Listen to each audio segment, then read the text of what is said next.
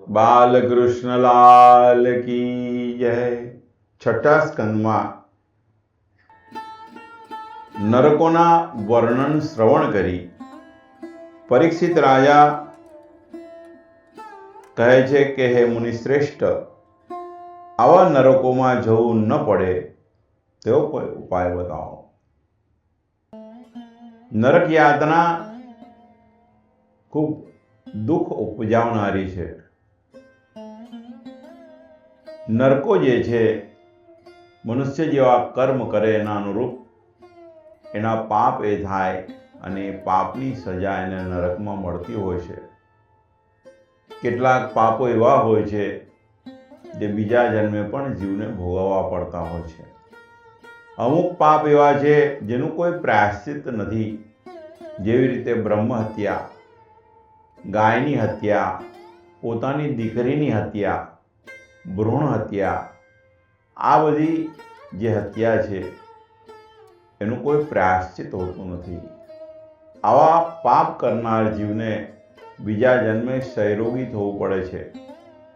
દીકરીની હત્યા જે કરે છે એના શરીરે કોઢ નીકળે છે. પરીક્ષિત રાજાએ અહીંયા સુખદેવજી મહારાજને પ્રશ્ન કર્યો છે કે જ્યારે જીવથી આવા કોઈ કાર્ય ન થાય તો એને સારી ગતિ મળે, પરંતુ એવી કૃપા થાય જીવ ઉપર કે જીવને આવા નરકમાં જવું જ ન પડે. સુખદેવજી મહારાજ કહે છે કે રાજન, એક એક પાપનું પ્રાયશ્ચિત શાસ્ત્રમાં કીધેલું છે. પ્રાયશ્ચિત કરે એટલે પાપનો નાશ થાય. પ્રાયશ્ચિત પાપને બાળે છે. પ્રાયશ્ચિત મન, વચન અને શરીરથી થવું જોઈએ. પ્રાયશ્ચિત કર્યા પછી ફરી પાપ ન થવું જોઈએ, નહીં તો પ્રાયશ્ચિત કરવાનો કોઈ અર્થ રહેતો નથી. રાજાએ પૂછ્યું, પાપના પ્રાયશ્ચિતથી પાપ બળે, પણ પાપ કરવાની વાસના જતી નથી, તે કેમ જાય? સુખદેવજી મહારાજ કહે છે કે તપ, બ્રહ્મચર્ય, શમ, દમ, ત્યાગ, શૌચ, સત્ય, યમ, નિયમ વગેરેથી પાપની જે વાસના હોય છે એનો નાશ થાય છે. પાપનો જન્મ જે થાય એ આ બધી વસ્તુઓના ઉપર જ્યારે જીવનો કંટ્રોલ નથી હોતો ત્યારે એ બધા કર્મ થવા લાગે છે. પાપી મનુષ્ય જેવો પવિત્ર થાય એવો શમ, દમ, તપ વગેરેથી થતો નથી. રાજા, ભગવાને તારા પ્રાણ જે છે એ ભગવાનને તું અર્પણ કર, એટલે પાપની વાસના જશે. ભગવાન નારાયણને જે પોતાના પ્રાણ અર્પણ કરે છે, પ્રતિ શ્વાસે નારાયણ નામનો જપ કરે છે, મંત્ર કરે છે ભગવાનના નામનો, તે પછી પાપ તેને અડકી નહીં શકે.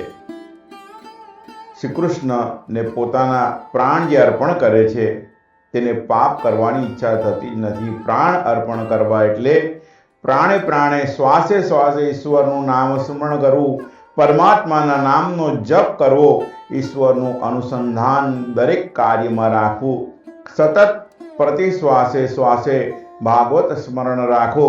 વેદાંતના સિદ્ધાંતો સમજવા મુશ્કેલ છે અને સમજાય તો એને અનુભવવા મુશ્કેલ છે, ત્યારે નામ સ્મરણ સહેલું છે. ભક્તિ સહેલી અને સરળ છે. ભક્તિ મરણ સુધારે છે. જપ વિના જીવન સુધરતું નથી. કથા જીવનમાં માર્ગ બતાવે છે. કથા એ મનુષ્યને તેના સૂક્ષ્મ દોષોનું ભાન કરાવે છે, પણ તેનો ઉદ્ધાર તો નામ જપથી જ થાય છે અને ઈશ્વર સ્મરણથી થાય છે. જપ જે છે એના થકી જીવ જે છે એ પરમાત્માને પામી શકે છે. દ્રષ્ટાંત એક છે કે રામચંદ્ર ભગવાન જ્યારે લંકા પર યુદ્ધ કરવા જતા હતા, સેતુ બાંધવાની વાત થઈ, રામના નામે પથ્થર તરતા હતા. રામના મનમાં થયું કે મારા નામે પથ્થર તરે છે તો હું જે પથ્થર નાખું એ તરવા જોઈએ. નામથી તરે તો હું નાખું તો તરવા જોઈએ. રામના મનમાં એવો ભાવ થયો. બધા જ જ્યારે આરામમાં હતા ત્યારે રામચંદ્ર ભગવાને એક પથ્થર લીધો, સમુદ્રમાં મૂક્યો, ડૂબી ગયો. બીજો પથ્થર લીધો, મૂક્યો, ડૂબી ગયો. રામને મનમાં વિચાર આવવા લાગ્યો કે આમ કેમ બન્યું? હનુમાનજી મહારાજ છે એ દૂરથી આ બધું જોતા હતા. હનુમાનજી મહારાજ રામજી પાસે આવ્યા, કહેવા લાગ્યા કે આપ પથરા અંદર કેમ નાખી રહ્યા છો? રામજી સહજ ભાવે કહે છે કે મારા નામે આ પથ્થર તરી રહ્યા છે. મને થયું કે હું પથ્થર નાખું તો એ પણ તરશે, પણ એ તરતા નથી. હનુમાનજી મહારાજ ખૂબ સુંદર જવાબ આપે છે કે તમારા નામનું મહત્વ છે. જ્યારે તમે કોઈ પથ્થરને છોડી દો છો, એને ફેંકી દો છો, તો એ જે પથ્થર છે એ તરશે નહીં, એ ડૂબી જ જશે. આ દ્રષ્ટાંતનો મુખ્ય આધાર જે છે અથવા તો જીવનમાં ઉતારવાનું છે એ નામ સ્મરણનું મહાત્મય છે. બીજો અર્થ એ કીધો છે કે પરમાત્મા જેને ફેંકી દે એને કોઈ ના તારી શકે. હનુમાનજી મહારાજે સુંદર જવાબ આપ્યો કે તમારા નામમાં જે શક્તિ છે એ તમારામાં નથી. આ નામનું મહત્વ છે. ભગવાનનું નામ સ્મરણ કરીએ, ભગવાનનો જપ કરીએ, ભગવાનનું કીર્તન કરીએ, ભગવાનનું ચિંતન કરીએ, એ બધું જ આપણા પુણ્યમાં પરિવર્તિત થાય છે. વૃત્તાંત અહીંયા કીધેલું છે કે પાપ જે છે એ થાય નહીં એની માટે નામ સ્મરણ કરવું જોઈએ. અજામિલ નામનો એક બ્રાહ્મણ હતો. અજામિલ શબ્દનો અર્થ જે છે, અજા એટલે માયા, માયામાં ફસાયેલો જીવ એટલે અજામિલ. અજામિલ અનેક પ્રકારના પાપો કરી ગુજરાન ચલાવતો હતો. અજામિલ પહેલા તો જ્ઞાની અને પવિત્ર અને સદાચારી બ્રાહ્મણ હતો, પણ એક દિવસ તે વનમાં ગયો. ત્યાં તેને એક શૂદ્ર અને વેશ્યા સાથે કામ ક્રિયા કરતો જોયો. આ જોઈ અજામિલના મનમાં કામને વશ થયું. પછી તે અજામિલ તે વેશ્યાનો દાસ બની ગયો, પાપાચાર કરવા લાગ્યો. પાપ પહેલું આંખ વાટે આવે છે. આંખ બગડી, એનું મન બગડ્યું, એનું જીવન બગડ્યું, એનું નામ બગડ્યું. મનમાં જેટલા પાપ આવે તે આંખ વાટે થઈને આવે છે. એક દિવસ એક મહાત્મા એ વેશ્યાના ઘરે આવી ચડ્યા. ભોજન બાદ ખરી પરિસ્થિતિનું ભાન થયું. એમને પસ્તાવો થયો. વેશ્યા એ વખતે સગર્ભા હતી. સાધુ મહારાજે અજામિલને કહ્યું, આના પેટે જો પુત્ર અવતરે એનું નામ તું નારાયણ રાખજે. અજામિલ સાધુને સામે પ્રશ્ન કરે છે કે મહારાજ, મારા પુત્રનું નામ હું નારાયણ રાખું, એમાં તમને શું ફાયદો થશે? સાધુ મહાત્મા કહે છે, મારા ભગવાનનું નામ નારાયણ છે, તેથી તેનું નામ સાંભળી મને આનંદ થશે.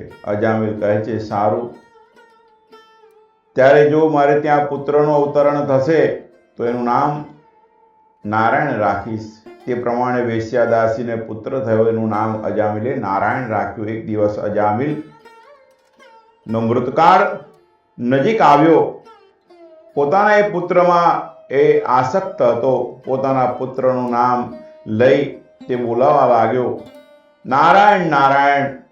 અજાણતા ભગવાનનું નામ લેવાયું, તેથી તે બોલવા લાગ્યો અને ભગવાનનું નામ સ્મરણ પોતાના મુખે થયું. પોતાના પુત્રના નામે બોલાવતો હતો. નારાયણ નારાયણ એમ બોલ્યો એટલે તે વખતે એ બહાને 2 વખત ભગવાનનું નામ સ્મરણ થઈ ગયું અને તેને એનાથી એનો ઉદ્ધાર થયો. વિષ્ણુદૂતોએ તેને યમદૂતના પાસમાંથી છોડાવ્યો. સંકેતથી લીધેલું ભગવાનના નામ સમગ્ર પાપોને હરી લે છે. સમયે વિશેષતા શ્રી હરિ કરી ભગવાનના નામનું ઉચ્ચારણ કરે તો તે નરકની યાતનામાંથી પણ મુક્ત થાય છે. અજામિલે પોતાના પાપોનો હવે પ્રાયશ્ચિત્ત થયું છે.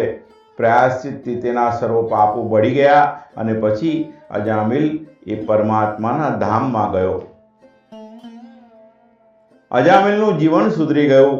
અજામિલ વિમાનમાં બેસી વૈકુંઠ ધામમાં ગયો. આ જગતને બોધ આપતો ગયો કે અતિ પાપીએ પણ નિરાશ થવાની જરૂર નથી. અતિ પાપી હોય પણ તે જો પ્રભુના શરણે જશે તો તેનો ઉદ્ધાર થશે. પાપનો પસ્તાવો થાય તો પાપ બળે છે. ભગવાનના નામનો જપ પાપને બાળે છે. શ્રી કૃષ્ણ ગોવિંદ હરે મુરારી હે નાથ નારાયણ વાસુદેવ. આ મહામંત્ર છે. આ મંત્રનો જપ નો અર્થ અનુસંધાન સાથે કરવો જોઈએ. તો એ આ રીતે થાય છે. કૃષ્ણ શબ્દનો અર્થ થાય છે કે સર્વનું આકર્ષણ કરનાર, મારા મનનું આકર્ષણ કરો. ગોવિંદનો અર્થ થાય છે કે ઇન્દ્રિયોનું રક્ષણ કરનાર ભગવાન, મારી ઇન્દ્રિયો તમારામાં લીન કરો. હરેનો અર્થ થાય છે દુઃખનું હરણ કરનાર, મારા દુઃખનું હરણ કરો. મુરારેનો અર્થ થાય છે મૂળ રાક્ષસને મારવા વાળા, મારા મનમાં ભરેલા કામ ક્રોધ આદિ રાક્ષસોને મારો. હે નાથનો અર્થ થાય છે કે તમે નાથ અને હું તમારો સેવક. નારાયણનો અર્થ થાય છે હું નર અને તમે નારાયણ. વાસુદેવનો અર્થ થાય છે અસ એટલે પ્રાણ, મારા પ્રાણનું રક્ષણ કરો. મારું મન તમારા શરણે હું અર્પણ કરું. શ્રી કૃષ્ણ ગોવિંદ હરે મુરારી હે નાથ નારાયણ વાસુદેવ. એનો આ અર્થ થાય છે. સંયમ જે છે એના વગર કોઈ જીવ સુખી થતો નથી. સંયમથી સત્વગુણ વધે છે. સત્વગુણ વગર જ્ઞાન પ્રગટ થતું નથી. પ્રાચીન બ્રહ્મર્ષિ રાજા પ્રચેતાના 10 પુત્રો, તેને ત્યાં દક્ષ નામનો પુત્ર થયો. તે હર્યશ્વ નામના 10,000 પુત્રો ઉત્પન્ન થયા. તે પુત્રોને નારદજીએ સદમાર્ગે વાળ્યા. ત્યાર પછી ફરી 10,000 પુત્રો ઉત્પન્ન કર્યા. એ પણ નિવૃત્તિના માર્ગ પારાયણ થયા. તેથી દક્ષ પ્રજાપતિએ નારદજીને શ્રાપ આપ્યો કે તમે જ્યાં ત્યાં ભટક્યા કરશો. પણ નારદજીએ એ શ્રાપને પણ આશીર્વાદ રૂપ માન્યા. શ્રાપનો બદલો આશીર્વાદથી આપે એ સંત. સહનશીલતા રાખવી એ સાધુતા છે. સહન કરવું એ સંતનો ધર્મ છે. તે પછી દક્ષે 8 કન્યાઓ ઉત્પન્ન કરી. તેમાંથી અદિતિના પુત્ર થયા ત્રષ્ટવા. ત્રષ્ટવા ને પ્રજાપતિના પુત્ર વિશ્વરૂપ થયા. દેવોના ગુરુ બૃહસ્પતિએ દેવોનો ત્યાગ કરેલો. તેથી દેવોએ વિશ્વરૂપને પોતાના શત્રુઓને ભાણેજ હોવાથી એમને પુરોહિત પદે રાખ્યા. અહીંયા શબ્દ પ્રયોગ થયો છે પુરોહિત. જે બ્રાહ્મણ યજમાન વૃત્તિ કરતો હોય કે કોઈ પણ ક્ષેત્રમાં હોય, જે પોતાના યજમાનનું હિત કરે એ પુરોહિત. બ્રાહ્મણની જવાબદારી ખૂબ કીધેલી છે. 4 વર્ણ છે. એમાં બ્રાહ્મણ, ક્ષત્રિય, વૈશ્ય અને શૂદ્ર. બ્રાહ્મણ જે છે એની માટે એક શબ્દ કીધો છે કે વર્ણાનામ ગુરુ બ્રાહ્મણ. કોઈ પણ વર્ણનો ગુરુ એ બ્રાહ્મણ છે. બ્રાહ્મણને અહીંયા પુરોહિત કીધા છે. પુરોહિત જે પોતાના યજમાનનું હિત કરે તે પુરોહિત. કેટલાક સમાજમાં જ્ઞાતિ ગૌર નથી હોતા. એ સમાજ ખૂબ દુઃખી હોય છે. એનું કારણ એ છે કે જે પણ જ્ઞાતિ ગૌર હોય, તમારા ત્યાં કર્મકાંડનું કાર્ય કરતા હોય, એ પેઢીઓથી તમારું કાર્ય કરતા હોય, એ જે ભાવથી અને શુદ્ધ ભાવથી તમારું કાર્ય કરે, એ કાર્ય કદાચ કોઈ બીજી વ્યક્તિ ન કરી શકે. અહીંયા શબ્દ પ્રયોગ કર્યો છે કે પુરોહિત પદ આપ્યું છે. એક દિવસ ઇન્દ્ર સિંહાસન ઉપર બેઠેલા. દેવોએ પોતાના ગુરુ બૃહસ્પતિને ત્યાં પધાર્યા. એનું અપમાન કર્યું. પોતાના અપમાનથી બૃહસ્પતિને ખૂબ દુઃખ લાગ્યું. દેવોનો ત્યાગ કર્યો. આ શુભ અવસર જાણી દૈત્યોએ દેવો સાથે યુદ્ધ આરંભ્યું. બ્રહ્માના કહેવાથી દેવો વિશ્વરૂપ પાસે ગયા. વિશ્વરૂપે દેવોને નારાયણ કવચ આપ્યું. તેથી દેવો ને તેમનું રાજ્ય કે જે બૃહસ્પતિને અપમાન કરવાથી ગયું હતું તે પાછું મળ્યું. આથી ઇન્દ્રએ સમર્થ બની અસુરોની સેના જીતી લીધી. તે પછી ઇન્દ્ર દધીચિ ઋષિના જે હાડકા વડે વૃતાસુરનો વધ કરે છે. વૃતાસુર ગભરાયો, પરમાત્માનું નામ સ્મરણ કરી સ્તુતિ કરવા લાગ્યો. વૃતાસુર જે છે એ ભગવાનનો ભક્ત હતો, પણ એના કર્મોના લીધે એ આ યોનિમાં જન્મ લીધેલો. ભગવાનનું નામ સ્મરણ કર્યું.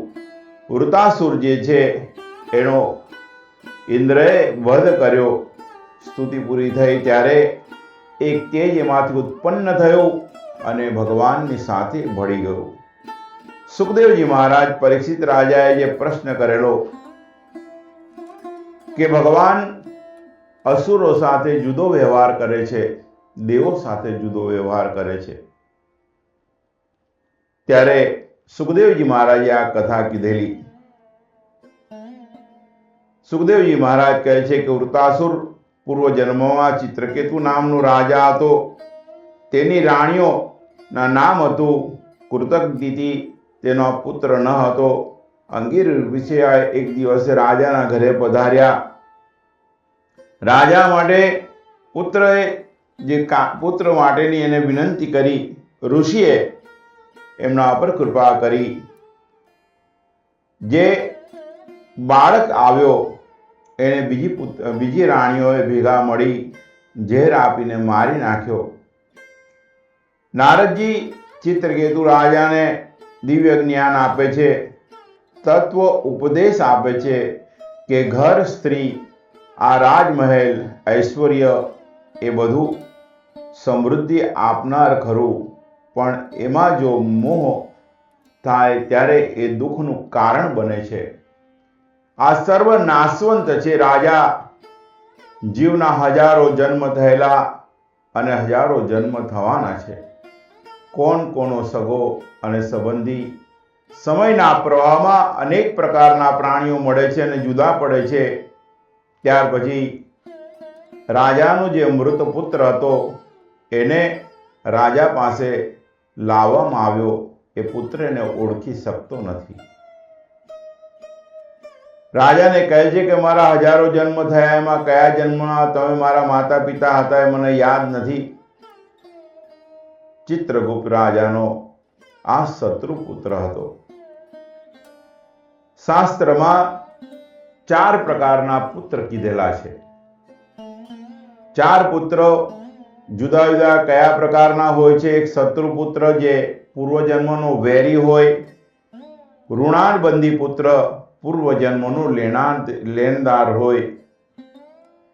ત્રીજો પુત્ર ઉદાસીન પુત્ર, જેને કોઈ લેવા દેવા સંબંધ રાખતો ન હોય. અને ચોથો પુત્ર એ સેવક પુત્ર કીધો છે, સેવા કરવા માટે જે જન્મ લે છે. અહીંયા જે 4 પુત્રો કીધેલા છે, શત્રુ પુત્ર એટલે કે ગયા જન્મમાં આપણે જે વેરી હોય, આપણે જીવનમાં એનું ખરાબ કર્યું હોય તો એ પુત્ર રૂપે જન્મ લે અને આપણાને દુઃખી કરી નાખે. બીજો પુત્ર જે હોય છે એ ઋણાનુબંધી પુત્ર, પૂર્વજન્મનો લેણદાર. આપણે ગયા ભવે કોઈની પાસે કંઈ લઈ લીધું અને એને પાછું આપ્યું જ નહીં, તો એ પુત્ર તરીકે જન્મે અને આપણું બધું જ લઈને જતો રહે. આ બીજો પુત્ર. ત્રીજો પુત્ર કીધેલો છે કે ઉદાસીન પુત્ર. કેટલાય સંતાનો એવા હોય છે કે માતા પિતા કયા ખૂણામાં બેઠા છે, માતા પિતા જીવે છે કે નથી જીવતા એનું પણ એને ભાન ના હોય. એના કામમાં જ વ્યસ્ત રહેતો હોય અને આમ ને આમ એનું જીવન જે છે એ માતા પિતા એને યાદ કરતા કરતા એમનું જીવન પૂરું કરી નાખે. એક સત્ય ઘટના અહીંયા કહેવાની ઈચ્છા થાય છે. ખાસ કરીને અત્યારનું જે યંગસ્ટર્સ છે એના માટે આ વાત સમજવા જેવી છે કે માતા પિતા જેની પણ પાસે છે, તમે વિશ્વના સૌથી ધનવાન વ્યક્તિત્વ સમજો. તમારી પાસે ધન દોલત કદાચ કોઈ લઈ જશે તો પાછું તમે મહેનત કરીને મેળવી શકશો. કદાચ કોઈ બીજી વસ્તુ તમારી પાસે હશે ને કોઈ લઈ ગયું તો તમે પાછી મેળવી શકશો, પણ જો માતા પિતા ગયા એ પાછા ક્યારે નથી આવતા. હંમેશા એમનો આદર કરો, એમનું સન્માન કરો, એ ખુશ રહેવા પ્રયત્ન કરો, એમની ઈચ્છા પૂર્તિ કરો. આ વ્યાસપીઠ ઉપરથી મારી દરેક યંગસ્ટર્સને એક અંતકરણથી શુદ્ધ ભાવનાએ મારી અપીલ છે. માતા પિતાને ખૂબ પ્રેમ કરો. આખા દિવસમાં એમની જોડે થોડો સમય ગાળો. વાત જે કરવાની છે, યુપીમાં એક માતા પિતાને 2 સંતાનો, બંને દીકરા પરદેશમાં સેટલ થયેલા છે. માતા જે હતી એને પોતાના પુત્ર પ્રત્યે બહુ ભાવ. એવામાં એ માં બીમાર પડ્યા. સંતાનોને પિતા વારંવાર ફોન કરે કે એમની તબિયત હવે વધારે બગડતી જાય છે, એક દિવસ તમે લોકો આવી જાઓ, તમારામાં એનું મન છે. બેમાંથી એક પણ ભાઈ ના આવી શક્યા. એક ભાઈએ જ્યારે બાનું અવસાન થયું ત્યારે કહેવામાં આવ્યું કે બા જે છે હવે નથી રહ્યા. બેમાંથી એક ભાઈ આવ્યો. બીજા ભાઈ માટે પિતાએ પૂછ્યું, તેને કહી દીધું કે એની પાસે સમય નથી. માતા મૃત્યુ પામી છે. જીવનનું અંતિમ સત્ય મૃત્યુ છે. મૃત્યુનો સમય જો સચવાઈ જાય તો મા બાપ એક આંતરડી ઠંડી કરી અને જાય, દુનિયા છોડે. એ છોકરાએ એવું કીધું કે એની પાસે સમય નથી. એના પિતાને એટલો બધો આઘાત લાગ્યો કે જે પુત્રને મારી પત્ની સૌથી વધારે પ્રેમ કરતી હતી એની પાસે સમય નથી. પેલા પુત્રને કીધું તું બેસ. એક રૂમમાં એના પિતા ગયા. એક ગોળીનો અવાજ આવ્યો. પુત્રએ બારણું ખોલ્યું. પિતાએ પોતાના માથામાં ગોળી મારી દીધેલી. આ સત્ય ઘટના છે. જેને સમય માતા પિતા માટે જ્યારે કાઢી નથી શકતા ત્યારે મા બાપને ખૂબ આઘાત લાગે છે. પુનિત મહારાજની જે માતા પિતા માટેની એક કવિતા છે કે મા બાપને ભૂલશો નહીં, એની અંદર એક લાઈન છે જે મને ખૂબ ગમે છે કે લાખો કમાતા હો ભલે, મા બાપ જેથી ના ઠર્યા, એ લાખ નહીં પણ રાખ છે. એ માનું ભૂલશો નહીં, મા બાપને ભૂલશો નહીં, મા બાપને ભૂલશો નહીં. જે પુત્રો અહીંયા કીધેલા છે એ 4 પ્રકારના છે. એમાં જે શ્રેષ્ઠ પુત્ર છે એ ચોથો પ્રકાર જે છે એ સેવક પુત્ર છે. માતા પિતાની સેવા માટે આ દુનિયામાં આવે છે. સ્કંદ પુરાણમાં પુંડરીક ચરિત્ર આવે છે કે માતા પિતાની સેવા કેવી રીતે કરવું તેનું ઉત્તમ દ્રષ્ટાંત છે. પુંડરીક જે છે એ ખૂબ ગરીબ હતા. એમના જે માતા પિતા હતા એમને બંનેને ક્ષયરોગ થયેલો. માતા પિતા જે છે એમને એક નાની ઝૂંપડીમાં પુંડરીક પોતાની રીતે રાખે. ખૂબ ગરીબ પરિસ્થિતિ. પુંડરીક જે છે એ સવારમાં વહેલા ઉઠી જાય, માતા પિતાના ઉઠતા પહેલાં એમને સ્નાન ઇત્યાદિ કરાવે, પછી એમની માટે ચા પાણી કરે, નાસ્તાની વ્યવસ્થા કરે, પછી સ્નાન ઇત્યાદિ કરી પોતે બપોરની રસોઈ બનાવે, વળી જમાડી માતા પિતાને આરામ કરાવે, સાંજ પડે વળી પાછું ચા પાણી અને રાતનું ભોજન. માતા પિતાની સેવા પ્રતિદિન કરે, પણ મનમાં એવો ભાવ કે વિઠ્ઠલનાથજીને ત્યાં મારે દર્શન કરવા જેવું છે. જ્યારે જ્યારે ભાવ થાય, પણ આ સેવામાંથી મુક્ત થઈ નતા શકતા. ભગવાનને વારંવાર મનથી યાદ કરે કે ભગવાન તમારા દર્શન કરવા આવું છે, મારે તમારા દર્શન કરવા છે. જ્યારે ભાવ શુદ્ધ હોય ત્યારે પરમાત્માના હૃદયમાં પણ એ ભાવ જાગૃત થાય. પુંડરીક જે છે પ્રતિદિન માતા પિતાની સેવામાં એટલા વ્યસ્ત રહેતા હતા કે એમને સમય મળતો ન હતો ભગવાનના દર્શન કરવા જવાનો. ભગવાને વિચાર્યું કે મારે ત્યાં નથી આવી શકતો તો કોઈ વાંધો નથી, લાવ હું જ એને ત્યાં જતો રહું. ભગવાને પ્રાતઃકાળમાં પુંડરીક જ્યારે માતા પિતાની સેવા કરતા હતા ત્યાં એમની ઝૂંપડીનું બારણું ખખડાવ્યું. પુંડરીકે અવાજ આપ્યો કે કોણ છો આપ? ભગવાન કહે છે કે પુંડરીક, હું વિઠ્ઠલનાથ છું. બેટા, તું મને યાદ કરે છે કે મારે તારે દર્શન માટે આવવું છે, પણ તું આવી નથી શકતો, એટલે આજે મેં વિચાર્યું કે હું તને દર્શન આપવા આવું.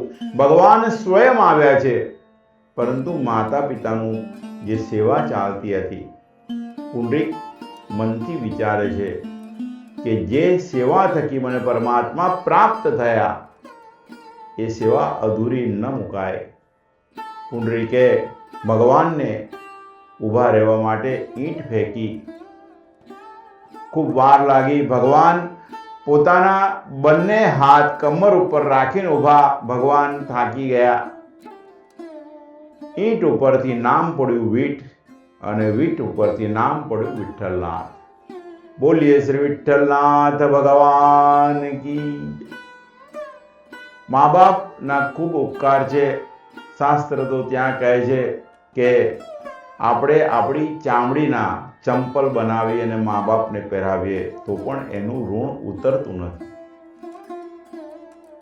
મા બાપ જેમની પાસે છે, હું ફરી વ્યાસપીઠ ઉપરથી આપ સૌને વિનંતી કરીશ, ખૂબ પ્રેમ આપો. ઘરનું જે વાતાવરણ છે સ્વર્ગ જેવું થઈ જશે એની હું તમને ગેરંટી આપું. મા બાપનું હૃદય દુઃખી ન થાય એની માટે ખાસ ધ્યાન આપજો. સાંભળેલી એક વાત છે એ પણ તમને સારાંશમાં કહું. એક માજી હતા, એમને એકનો એક દીકરો હતો. પતિનું અવસાન વહેલું થઈ ગયેલું. અવસાન વહેલું થઈ ગયેલું એટલે માજી જે છે, કોઈ પણ સ્ત્રી માટે એના પતિનું અવસાન પહાડ જેટલું મોટું દુઃખ હોય છે. માજી પોતે એ દુઃખ સહન કરતા પોતાના સંતાનને ભણાવી ગણાવી અને મોટો કરે છે. ભણાવી ગણાવીને મોટો કરે છે. નોકરી એની થાય છે. પછી બા વિચારે છે કે એને પરણાવી દઉં. બા એને પરણાવી દે છે.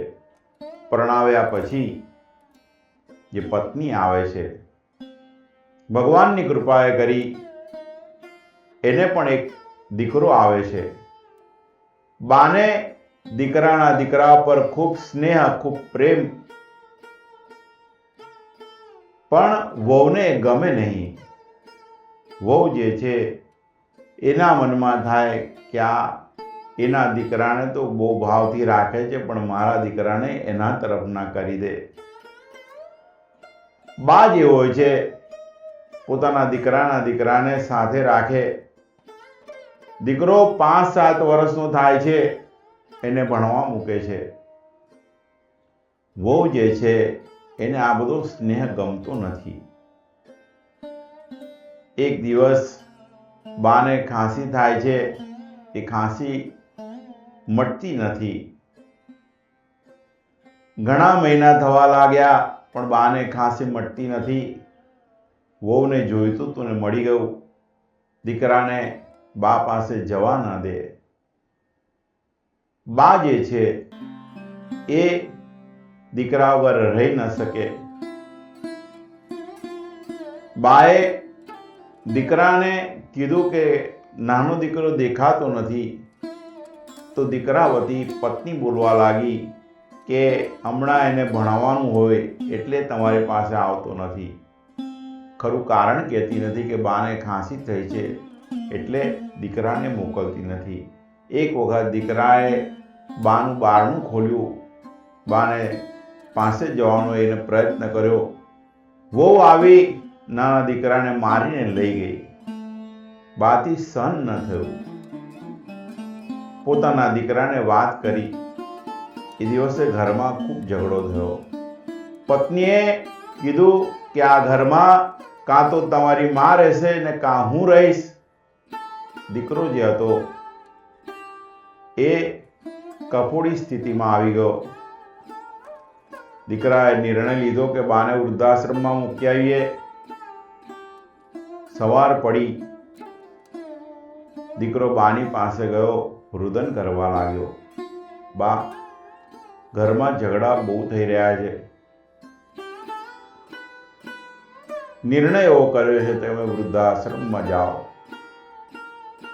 બા જે છે એ કહે છે બેટા, મારા વગર જો તું ખુશ રહી શકતો હોય તો હું ત્યાં જતી રહીશ. એક દિવસ બાકી હતો. બધી વ્યવસ્થા થઈ ગઈ છે. બાને રાત્રે દીકરો આવીને કહે છે કાલે સવારે જવાનું છે. દીકરાનો દીકરો આ બધું સાંભળે છે. પ્રાતઃકાળમાં માજી ઉઠી ગયા. સ્નાન ઇત્યાદિ કર્યું. ભગવાનને વંદન કર્યા. ભગવાનને પ્રાર્થના કરી કે મારો દીકરો, મારી વહુ અને મારા દીકરાનો દીકરો સુખી થાય.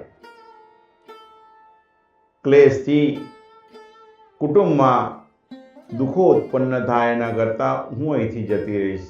બાએ મન મોટું કર્યું. મન ઉપર અને હૃદય ઉપર મોટો પથ્થર મૂકીને આ નિર્ણય બાએ લીધેલો. દીકરાનો દીકરો આમ તો સમય કરતાં વહેલો ક્યારે ઉઠતો નહોતો, પણ રાત્રે મા બાપની વાતો સાંભળેલી એટલે એ વહેલો ઉઠી ગયો. બા કહે છે કે બેટા એકવાર દીકરાને મળી લઉં. દીકરો કહે છે હા બા. નાનો દીકરો એની માને પકડીને ઊભો તો. ખૂબ વાલ વરસાવ્યો માએ અને પછી બા માટે રિક્ષા આવી. રિક્ષામાં બાને બેસાડ્યા. સામાન મૂક્યો. બાએ સાલ લીધેલી. પોતાનો દીકરો, દીકરાની વહુ અને જે દીકરાનો દીકરો હતો એ ત્રણેય જણા રિક્ષા સુધી બાને મૂકવા ગયા. દીકરાનો જે દીકરો હતો એને ગમતું ન હતું કે બા વૃદ્ધાશ્રમમાં જાય. જેવા બા રિક્ષામાં બેઠા એ દીકરાના દીકરાએ જોરથી બાની સાલ ખેંચી લીધી. દોડતો દોડતો ઘરમાં ગયો અને એ સાલને ફાડીને આવ્યો. દીકરાની જે માં હતી એને વઢવા લાગી. તે સાલ ફાડી નાખી. નાનો છોકરો ખૂબ સુંદર જવાબ આપે છે કે માં, આજે તું મારી બાને વૃદ્ધાશ્રમમાં મોકલી રહી છે. કાલે હું પણ પરણીશ. મારે ત્યાં પણ દીકરો આવશે. ત્યારે હું તને મોકલીશ. તારે આ સાલ ઓઢાડીને મોકલીશ. વહુના હૃદયમાં પરિવર્તન આવ્યું કે જેવું કરીશું એવું ભરવું પડશે. બાને વંદન કરીને ઘરમાં બોલાવ્યા. બધા આનંદથી રહેવા લાગ્યા. મા બાપ ભગવાને આપેલી સૌથી મોટી દેન છે. એને ખૂબ સાચવો, ખૂબ પ્રેમ આપો. બીજી એક સાંભળેલી વાત છે કે માનું હૃદય કેવું હોય છે. એક પુત્ર જે હોય છે એ પત્ની ઘેલો હોય છે. પોતાની પત્ની પાછળ એટલો પાગલ હોય છે. ઘરમાં ક્લેશ કરે તો પણ એની પત્નીનો જ પક્ષ લે. એક વખત એની પત્ની રિસાઈને પિયર જતી રહી તો જ્યારે એને મનાવવા ગયો એને કીધું કે જા તું તારી માને હત્યા કર, એનું હૃદય લાય અને મારા પગમાં મૂક, ત્યાર પછી હું તારી ઘરે આવીશ. પેલો પત્નીમાં એટલો પાગલ થયેલો પોતાના ઘરે આવ્યો, પોતાની માની હત્યા કરી નાખી, એમાંથી હૃદય કાઢ્યું, દોડતો દોડતો એ જતો હતો એની પત્નીના પગમાં મૂકવા એ હૃદય એવામાં પડી ગયો. કઈ ઠોકર વાગી તો હૃદયમાંથી એવો અવાજ આવ્યો, બેટા તને વાગ્યું તો નથી, આ છે માં. માં જે છે અને પિતા જે છે એ જેની પણ પાસે છે વિશ્વના સૌથી ધનવાન વ્યક્તિ છે. ખૂબ પ્રેમ આપો, જીવનમાં તમે સુખી થશો એ વ્યાસપીઠ ઉપરથી મારી ગેરંટી છે. વૃત્તાંત અહીંયા 4 પ્રકારના પુત્રોનું કીધેલું છે. એ ચારેય પુત્રો જે છે એમાં શ્રેષ્ઠ પુત્ર છે એ સેવક પુત્ર કીધેલો છે. ભગવાન જે છે આવા જીવો ઉપર કૃપા કરે છે, એમના ઘરે આવે છે. ત્યાર પછી ચિત્રકેતુ રાજા આ હકીકત જાણતો નહોતો એટલે તેને શિવજીની નિંદા કરેલી અને તેના શ્રાપ રૂપે એ વૃતાસુર તરીકે જન્મેલો. ચિત્ર વિચિત્ર કલ્પનાઓ કરે એ ચિત્રકેતુ, મન એ ચિત્રકેતુ છે.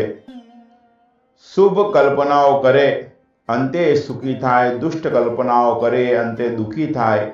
સંતોના સમાગમથી મનની શુદ્ધિ થાય છે અને બુદ્ધિની પણ શુદ્ધિ થાય છે. દિતિ એ ઇન્દ્રને મારવા માટે વ્રત કર્યું.